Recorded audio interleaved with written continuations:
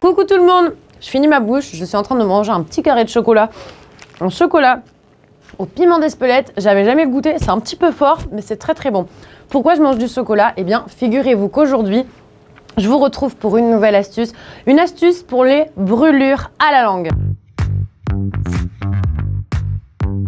Alors ça, c'est la double peine. Soit vous vous brûlez que partiellement, c'est une brûlure, disons, qu'on appelle mineure, et ça va à peu près bien.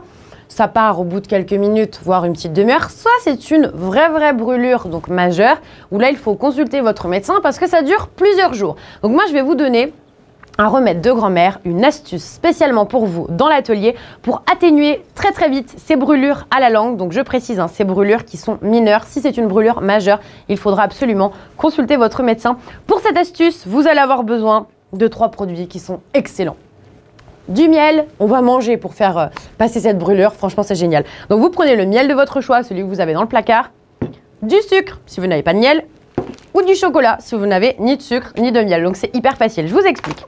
Si vous venez de vous brûler la langue, souvent elle est trop mal, ok? C'est une catastrophe.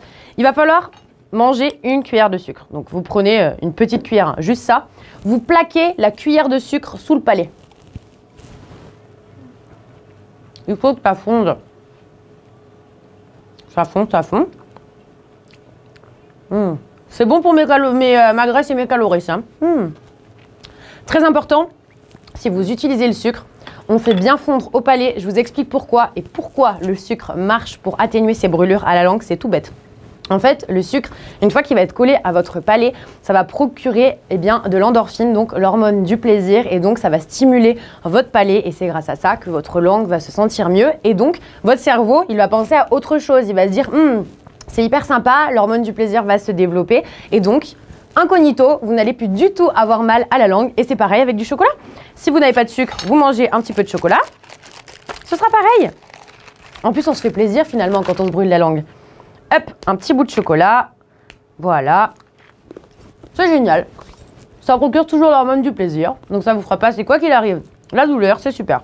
Et puis, dernière astuce, si j'arrive à ouvrir le miel, ouh là là, on y arrive, une petite cuillère de miel, voilà. Donc là c'est pareil, vous prenez un petit peu de miel, pas besoin d'en avoir beaucoup, sous le palais on laisse fondre. Je fais que manger dans cet atelier, c'est une catastrophe.